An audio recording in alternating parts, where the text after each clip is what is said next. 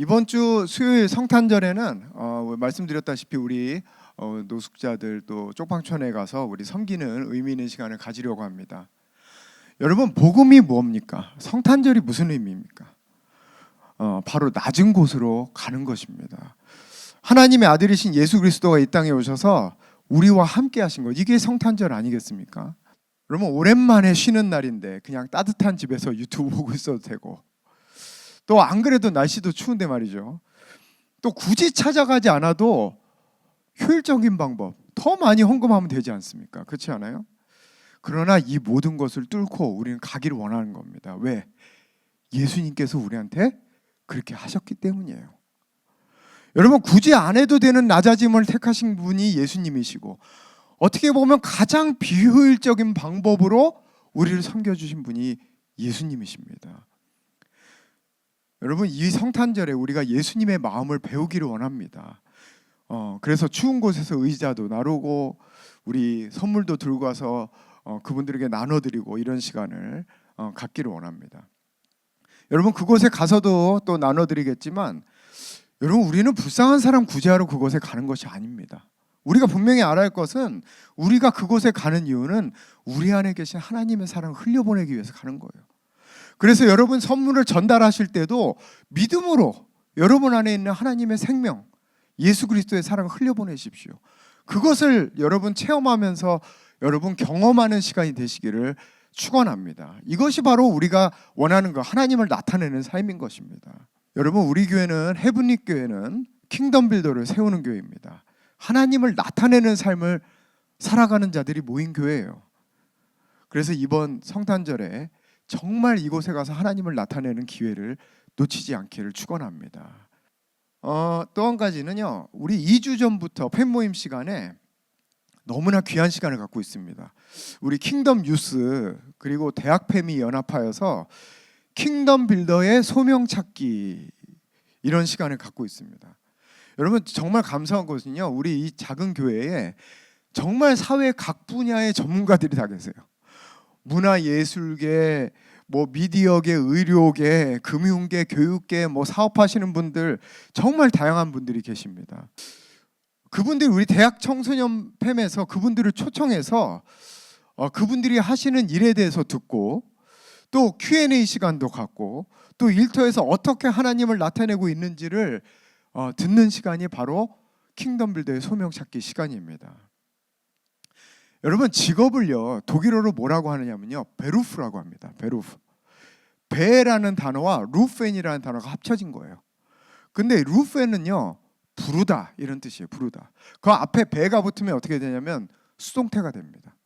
그래서 직업이 뭐냐면 독일어로 부르심을 받다예요. 야, 얼마나 이렇게 정말 성경적인 단어죠. 여러분, 우리는 일반적으로 대학을 나오고 정말 조건에 맞춰서, 연봉에 맞춰서 취업하고 일을 시작하게 됩니다. 그러나 본래 하나님안에서 직업이라는 것은 자신 안에 부르심을 따라 선택하는 거예요.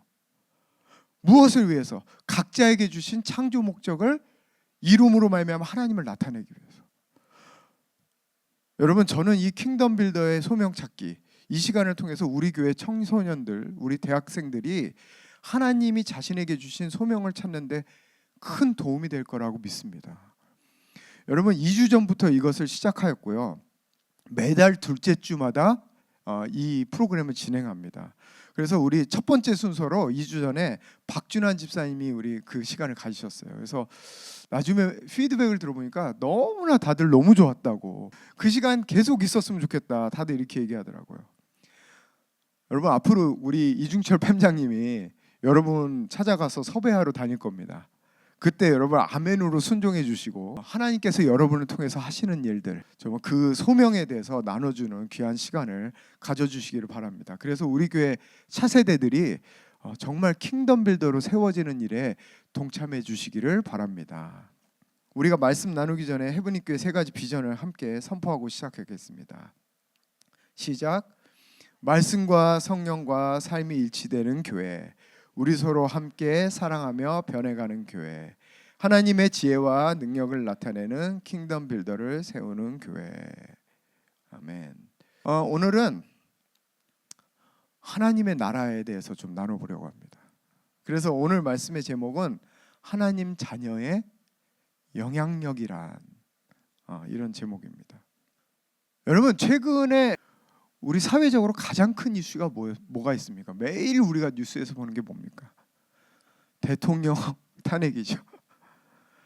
아시다시피 12월 3일 화요일이었는데요. 오후 10시 27분에 갑작스러운 계엄령이 있었습니다.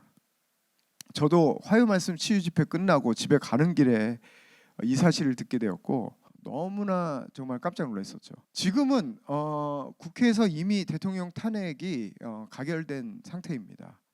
한편 너무나 혼란스럽고 어떻게 이런 일이 있을 수 있을까 이런 생각이 많이 들었습니다. 근데 이런 상황에서 교인들이 심심치 않게 저한테 물어봐요. 목사님, 이 문제에 대해서 어떻게 생각하시냐고. 또 신앙이 있는 분들은 지금 이 상황에서 우리가 어느 쪽에 서는 것이 맞는 것인지에 대해서 물어보는 사람들도 있습니다. 여러분, 그러나 정말 중요한 것은요, 우리가 진짜 하나님의 자녀라면 먼저 돌아봐야 할 것은 과연 하나님이 이 나라에 기대하시고 꿈꾸시는 것이 무엇인가? 다시 말해서 하나님의 뜻이 이 나라에 이루어진다면 우리나라는 어떤 모습이어야 할까?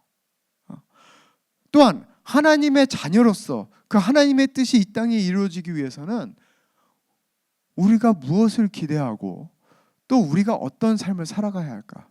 이 질문이 우선이 돼야 되지 않겠습니까? 여러분, 우리가 진짜 하나님의 자녀라면요, 우리는 위의 것을 찾는 자예요. 위의 것을 찾는 자. 땅의 것들 중에 그나마 괜찮은 거 선택하는 자가 아니라고. 여러분, 우리는 좌파도 우파도 아닙니다. 우리는 하나님파예요. 하나님파. 우리의 소속은 좌도 우도 아닙니다. 하나님 나라인 것을 믿으시기 바랍니다. 이것이 우선이 돼야 되는 거예요. 여러분, 그래서 오늘은 다시 한번 우리 교회의 정체성인 하나님 나라와 킹덤 빌더에 대해서 나누려고 합니다.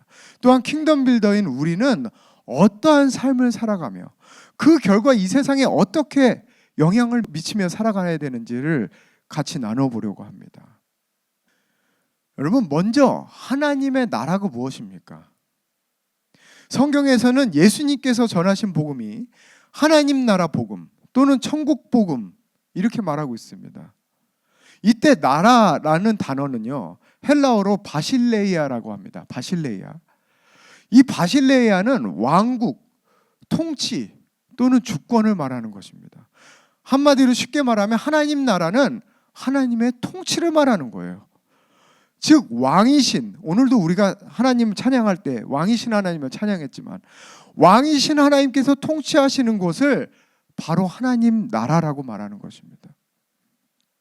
그래서 사실 의미적으로 보면 나라라는 말보다 왕국이라는 표현이 더 맞아요. 왕국. 그러나 우리가 왕국이라는 표현을 쓰면 좀 느낌이 그렇죠. 여러분 왕국, 여러분 만약에 우리 교회가 아무리 좋은 뜻이라도 우리 교회 이름이 왕국교회라 그랬으면 여러분 오시겠습니까? 아마 저만 여기서 설교하고 있었을 것 같아요. 다들 이 홍대에 웬 이단이 들어왔어? 이렇게 생각할 겁니다.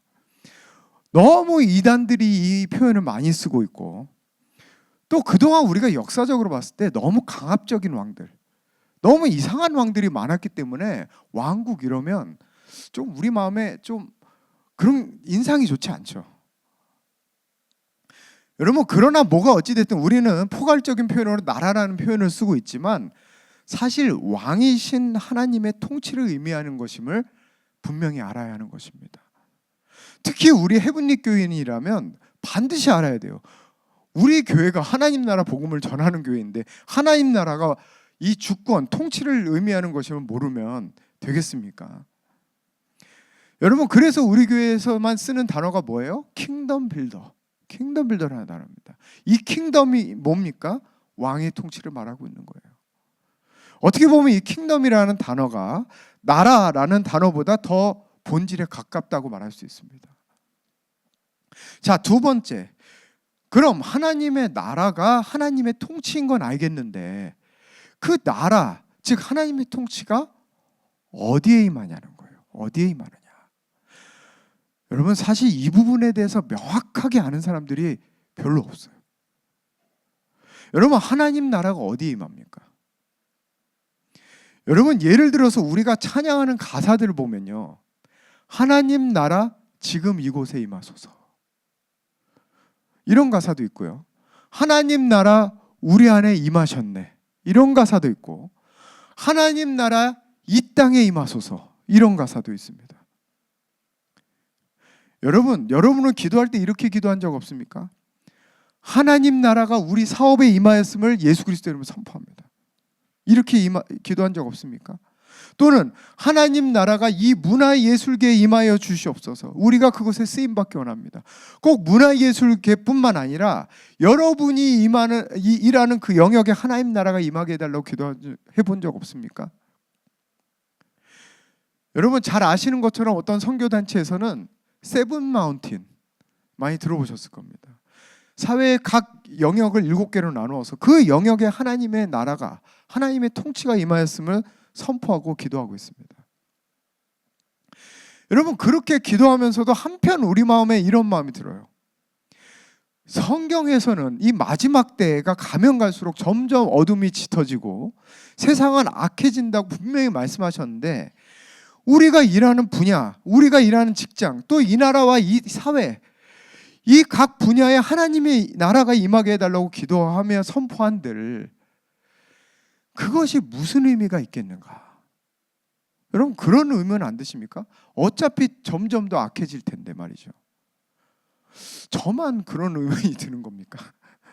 저는 그런 의문이 항상 있었어요. 또 아까 말씀드린 대로 하나님 나라가 우리 안에 임하여 주시옵소서, 이렇게 기도합니다. 또 우리가 예배하고 기도할 때도 하나님 나라 이곳에, 이 장소에 임하여 주시옵소서, 이렇게 기도하죠. 여러분, 도대체 하나님 나라는 어디에 임하는 걸까요? 여러분, 바로 이 질문이 오늘 말씀의 핵심 메시지입니다. 여러분, 우리가 이것을 정확하게 알아야지만 킹덤 빌더로 살아갈 수 있는 것이고, 또한 우리 직장, 가정, 나아가서 지금 이 나라와 이 세상에 영향을 미치는 삶, 하나님을 나타내는 삶을 살 수 있는 것입니다. 오늘 이 비밀을 분명하게 깨닫게 되시기를 예수 그리스도의 이름으로 축원합니다. 먼저 우리가 이것을 알기 위해서는 창조 때를 살펴봐야 돼요. 왜? 하나님은 이 세상을 창조하실 때부터 하나님의 나라를 이 땅에 이루시기를 원하셨거든요. 그래서 우리가 창조의 원형을 볼 때 하나님의 나라에 대해서 정확하게 알 수 있는 것입니다.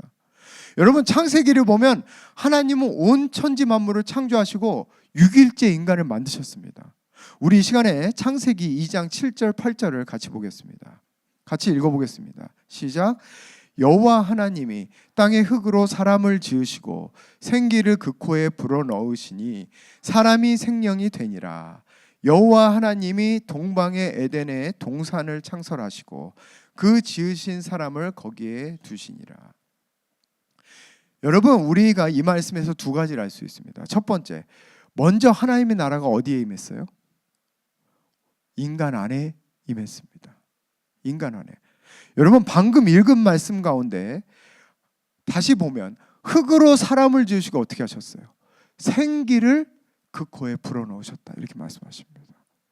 여러분, 여기서 생기가 뭡니까? 하나님의 호흡, 바로 성령 하나님이신 거예요.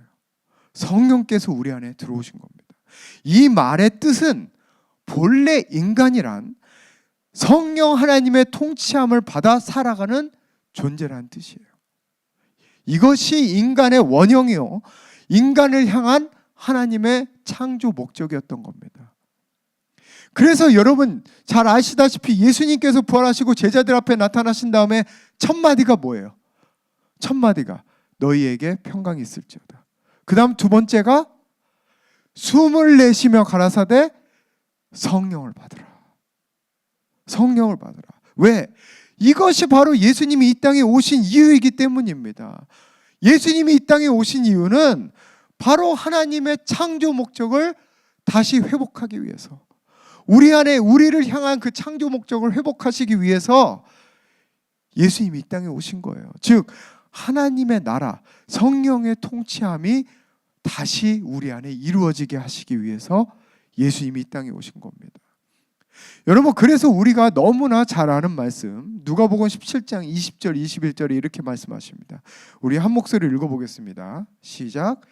바리새인들이 하나님의 나라가 어느 때에 임하나이까 묻거늘 대답하여 이르시되 하나님의 나라는 볼 수 있게 임하는 것이 아니요 또 여기 있다 저기 있다고도 못하리니 하나님의 나라는 너희 안에 있느니라. 이렇게 말씀하시는 거예요. 하나님의 나라는 바로 우리 안에 임하는 것입니다.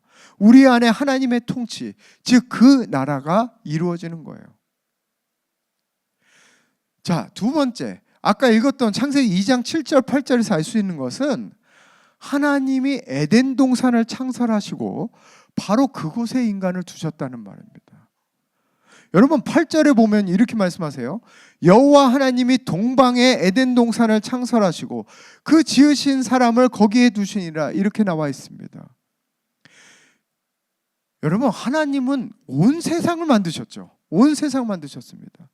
그러나 그 중에 에덴 동산을 창설하시고 인간을 그곳에 두신 거예요. 그리고 인간한테 뭐라고 말씀하셨는지 아십니까? 우리 창세기 1장 27절 28절 같이 한번 읽어보겠습니다. 시작. 하나님이 자기 형상 곧 하나님의 형상대로 사람을 창조하시되 남자와 여자를 창조하시고 하나님이 그들에게 복을 주시며 하나님이 그들에게 이르시되 생육하고 번성하여 땅에 충만하라. 땅을 정복하라. 바다의 물고기와 하늘의 새와 땅에 움직이는 모든 생물을 다스리라 하시니라. 여러분, 왜 하나님이 이 온 땅을 지으셨는데도 인간에게 땅에 충만하라, 땅을 정복하라 이렇게 말씀하셨을까요? 그 이유는 바로 하나님이 지으신 인간을 통하여서 이 국한된 에덴 동산뿐만 아니라 하나님이 지으신 온 세상, 온 땅을 에덴 동산으로 만드시길 원하셨기 때문이에요. 여러분, 그러나 아시다시피 인간이 타락해서 하나님의 꿈이 좌절된 듯 보였지만 다시 예수 그리스도를 통하여 온 세상, 온 땅을 에덴 동산으로 만들어가는 그 일을 시작하신 겁니다. 누구를 통해서? 바로 우리를 통해서 시작하신 거예요. 그리고 그 일은 언제 완전히 완성됩니까?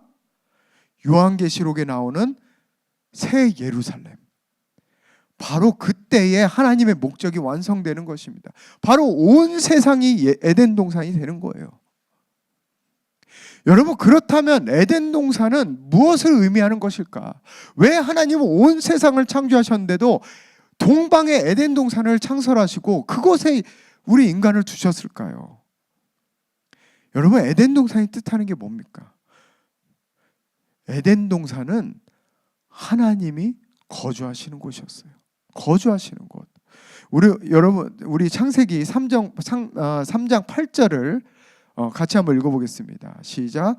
그들이 그날 바람이 불 때 동산에 거니시는 여호와 하나님의 소리를 듣고. 여러분, 하나님은 에덴 동산을 거니셨어요. 즉 에덴 동산에 하나님이 거주하셨다는 뜻이에요. 하나님이 통치하는 장소가 바로 에덴 동산이었습니다. 하나님의 나라가 임한 곳이 바로 에덴 동산이었어요. 여러분, 앞서 말씀드린 대로 하나님의 나라, 하나님의 통치는 먼저 우리 안에 이루어집니다. 그러나 하나님의 나라는 에덴 동산과 같이 주권, 영토, 백성 가운데도 임하는 거예요. 여러분, 이것을 장로님은 뭐라고 표현하셨는가? 바로 내주하시는 왕국과 거주하시는 왕국이라고 표현하셨어요. 내주하시는 왕국과 거주하시는 왕국. 여러분, 내주하시는 왕국은 우리 안에 임하시는 하나님의 나라입니다. 거주하시는 왕국은 우리를 통해서 이 세상, 이 땅에 임하시는 하나님의 나라예요. 여러분, 중요한 것은 이것입니다. 반드시 먼저 우리 안에 하나님의 나라가 임해야지만 우리를 통해서 이 세상, 이 땅에 하나님의 나라가 임한다는 거예요. 즉, 먼저 내주하시는 왕국이 이루어져야 거주하시는 왕국이 임한다는 것입니다. 여러분, 성경에는 이런 예가 수도 없이 많이 나와 있어요. 또한 우리가 이 프레임으로 성경을 볼 때 성경 전체를 하나님의 관점에서 볼 수 있는 것입니다. 여러분, 그 중에 오늘은 특별히 사도행전 말씀을 통해서 이것을 보기 원합니다. 우리 사도행전 2장 1절부터 4절 말씀인데요, 우리 이 시간에 같이 교독해 보겠습니다. 제가 먼저 읽겠습니다. 오순절 날이 이미 이르매 그들이 다 같이 한 곳에 모였더니 호련히 하늘로부터 급하고 강한 바람 같은 소리가 있어 그들이 앉은 온 집에 가득하며 마치 불의 혀처럼 갈라지는 것들이 그들에게 보여 각 사람 위에 하나씩 임하여 있더니 그들이 다 성령의 충만함을 받고 성령이 말하게 하심을 따라 다른 언어들로 말하기를 시작하니라. 여러분, 우리가 너무나 잘 아는 말씀이죠. 바로 이 순간 때문에 예수님이 이 땅에 오신 거예요. 우리 안에 하나님의 호흡, 즉 성령님이 다시 오시기 위하여서. 그래서 다시 한번 우리 안에 하나님의 나라, 하나님의 통치가 이루어지게 하시기 위해서 예수님이 이 땅에 오신 겁니다. 여러분, 이것이 바로 우리 안에 임하신 하나님의 나라. 이 말씀은 내주하시는 왕국을 말하고 있는 거예요. 자, 그런데 그 일 뒤에 어떤 일이 일어났는가? 우리 사도행전 2장 43절부터 47절까지, 우리 이 시간에 교독하는 시간을 갖겠습니다. 제가 먼저 읽겠습니다. 사람마다 두려워하는데 사도들로 말미암아 기사와 표적이 많이 나타나니 믿는 사람이 다 함께 있어 모든 물건을 서로 통용하고 또 재산과 소유를 팔아 각 사람의 필요를 따라 나눠주며 날마다 마음을 같이하여 성전에 모이기를 힘쓰고 집에서 떡을 떼며 기쁨과 순전한 마음으로 음식을 먹고 하나님을 찬미하며 또 온 백성에게 칭송을 받으니 주께서 구원받는 사람을 날마다 더하게 하시니라. 여러분, 그들이 속한 공동체, 그 사회, 그곳에 하나님의 나라가 임한 거예요. 하나님의 나라, 그곳에 하나님의 통치가 임한 겁니다. 바로 그들 가운데 하나님의 통치가 이루어진 거예요. 이것이 바로 이 땅에 임하신 하나님의 나라, 거주하시는 왕국이 임한 것입니다. 여러분, 하나님이 통치하지 않고 어떻게 이 일이 일어날 수 있겠습니까? 그렇지 않겠습니까? 여러분, 우리 모두는요, 방금 읽은 이 말씀과 같은 공동체, 이 말씀과 같은 사회, 이 말씀과 같은 나라를 꿈꾸고 있어요. 이것이 바로 우리가 꿈꿀 수 있는 가장 이상적인 공동체 아니겠습니까? 가장 이상적인 세상이 아니겠어요? 가장 이상적인 나라가 아니겠습니까? 여러분, 우리 가정이 이렇게 되기를 원하잖아요. 우리 직장이 이렇게 되기를 원하잖아요. 나가서 우리나라가 이렇게 되기를 원하지 않습니까? 그러나 문제는 여기 있어요. 우리가 이것을 인간적인 방법으로 이루려고 한다는 겁니다. 인간적인 방법으로, 제도로 이루려고 한다는 거예요. 정치로 이루려고 한다는 겁니다. 돈으로 이루려고 한다는 거예요. 성공으로 이루려고 한다는 겁니다. 여러분, 공산주의가 뭐예요? 공산주의가 이런 가장 이상적인 사회를 꿈꾸고 만든 게 공산주의입니다. 정치적인 것으로 이 사회를 만들려고 노력해 봤던 거예요. 그러나 어떻게 됐어요? 아시다시피 사단의 밥이 됐잖아요. 여러분, 가정도 마찬가지예요. 돈이 많으면 우리 가정이 이렇게 될까요? 서로 조심하고 서로 배려하면 이렇게 될까요? 부부관계 세미나를 들으면 이렇게 될까요? 여러분, 그 모든 거 필요하죠. 그러나 이런 방법적인 것들로는 되지 않습니다, 여러분. 여러분, 제가 항상 말씀드리지만 아무리 좋은 스마트 기계 갖고 있으면 뭐합니까? 배터리가 없으면 안 되는데. 그 배터리가 뭐예요? 우리 안에 임하신 하나님의 나라라는 거예요. 여러분, 성령님 없이는 이 모든 것이 이루어질 수 없는 겁니다. 방법적인 것으로는 이루어질 수 없어요. 여러분, 여러분의 직장, 사업도 마찬가지입니다. 사업이 잘 되고 성공하면 이런 공동체가 될까요? 그곳에 하나님의 나라가 임할까요? 여러분, 우리는 본질을 놓쳐서는 안 되는 것입니다. 먼저 우리 각자 안에 하나님 나라, 즉 내주하시는 그 왕국이 이루어지지 않고는 결코 그 어떤 것으로도 하나님이 원하시는 가정, 하나님이 통치하시는 직장, 하나님이 통치하시는 나라와 사회는 결코 이루어질 수 없습니다. 여러분, 우리는 이 본질을 회피하고 다른 것으로만 이루어보려고 하기 때문에 우리 나름대로는 최선을 다하지만 그 하나님 나라가 임하는 것은 경험하지 못하는 거예요. 여러분, 기억하십시오. 모든 변화는 나로부터 시작되는 겁니다. 모든 변화는 나로부터. 우리 옆 사람에게 이렇게 한번 선포해 봅시다. 모든 변화는 나로부터 시작합니다. 여러분, 선포했습니다. 지금 부부싸움 할 때도 나로부터 시작돼야 되는데 여러분, 모든 변화는 먼저 내 안에 하나님 나라가 임할 때 시작되는 거예요. 우리 가정도, 우리 직장도, 우리 사회도, 우리 나라도 결국 나로부터 시작되는 겁니다. 다른 사람 탓하지 마십시오. 다른 이유를 찾지 마십시오. 다른 방법적인 것으로 해결해 보려고 하지 마십시오. 이것이 하나님의 뜻이 이루어지는 유일한 길인 줄 믿습니다.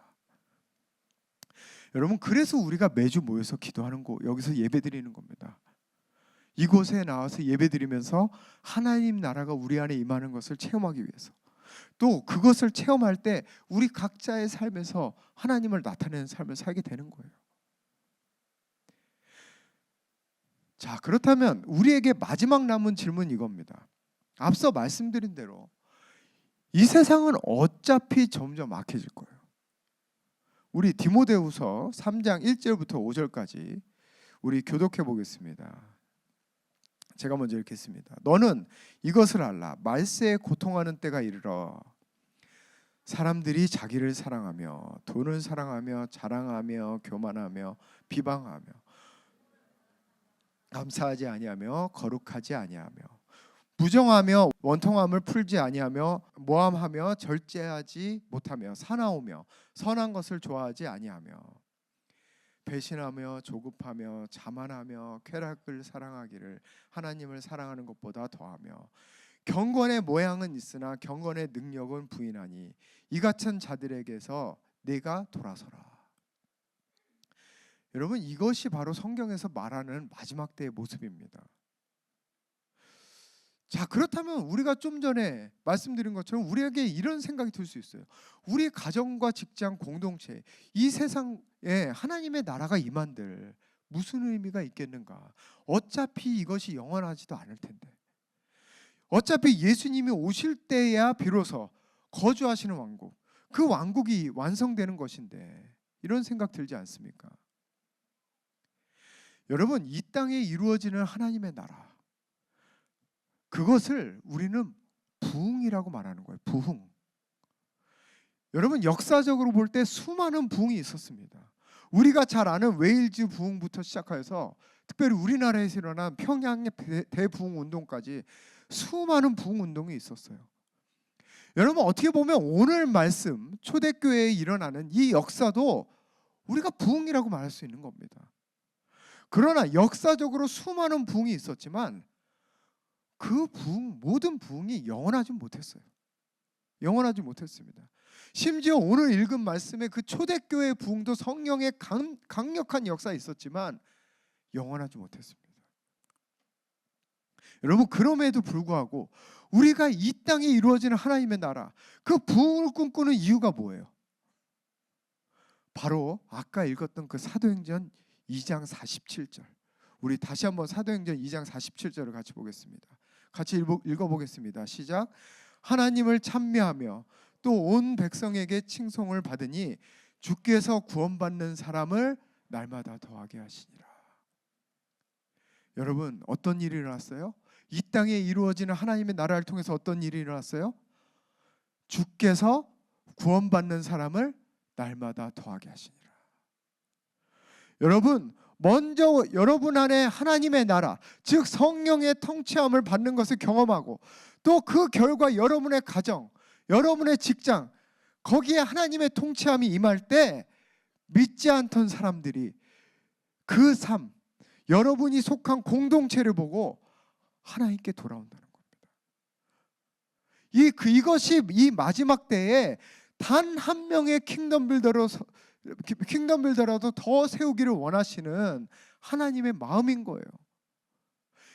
우리는 이 일에 쓰임 받아야 될 줄 믿습니다. 여러분, 하나님은 이 마지막 때에 교회의 부흥을 원하시는 게 아니에요. 더 많은 교인들이 생겨나기를 원하시는 것이 아닙니다. 단 한 명이라도 리얼 크리스찬, 정말 하나님의 영의 인도함을 받는 하나님의 자녀들이 세워지기를 원하시는 거예요. 바로 킹덤 빌더의 부흥이 일어나기를 원하시는 것입니다.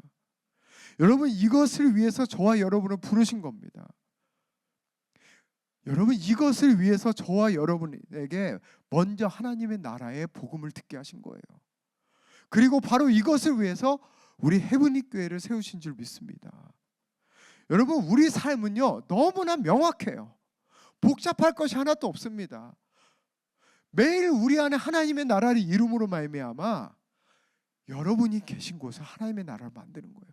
그것을 통해서 믿지 않는 자들이 그것을 보고 하나님 나라로 들어오는 것, 이것이 우리의 삶인 줄 믿습니다. 여러분, 이 어지러운 때도 마찬가지입니다. 결국 모든 사람들이 이 사도행전 2장에 나오는 사랑과 긍휼, 공의가 넘치는 나라를 만들기 원하는 거예요.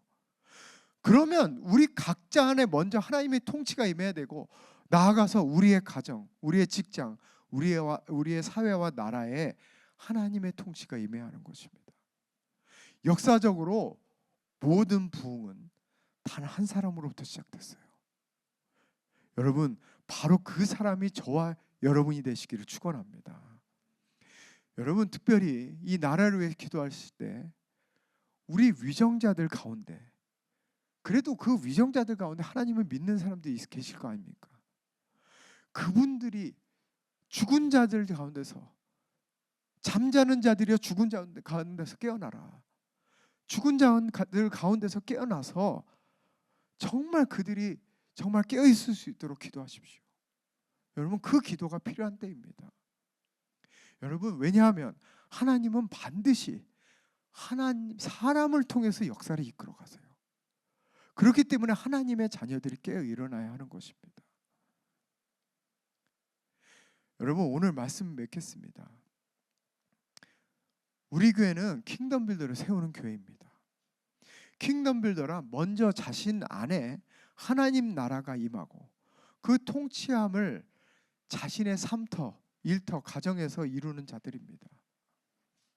여러분, 우리 안에 하나님의 나라가 임한다는 것은요, 나 예수 믿는 사람이야, 이게 아니에요. 날마다 자기를 부인하고 자기 십자가를 질 때 성령의 통치함을 받는 삶, 그것이 바로 하나님의 나라가 임하는 삶입니다. 무릇 하나님의 영의 인도함을 받는 자가 누구예요? 하나님의 아들이라. 여러분, 하나님이 여러분을 왜 헤브니 교회로 인도하셨을까요? 바로 이 삶을 살게 하려고 하나님이 여러분을 부르신 겁니다.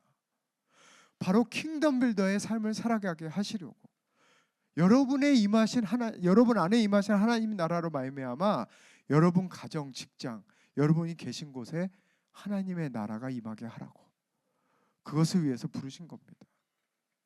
또한 그 삶으로 말미암아 이 마지막 때에 단 한 사람이라도 이 영광스러운 삶에 참여하는 자를 부르시기 위해서, 그것을 위해서 여러분을 부르신 겁니다. 이것이 우리 모두의 소명인 줄 믿으시기 바랍니다. 우리 이 시간에 다 같이 일어나서 기도하며 나가시겠습니다. 주님, 하나님 나라는 내 안에서부터 시작되는 것인데, 우리는 그것을 바라기 이전에 다른 방법으로 우리 가정, 우리 직장, 우리 사회, 우리 나라를 바꿔보려고 노력해 왔습니다. 아버지, 이 시간에 회개합니다. 다른 방법이 없는 것을 깨닫게 하여 주옵소서. 다른 사람이 아니라 내가 먼저 이 부흥의 시작이 되는 그 사람이 되게 하여 주옵소서. 내 안에 하나님 나라가 임하게 하여 주시옵소서.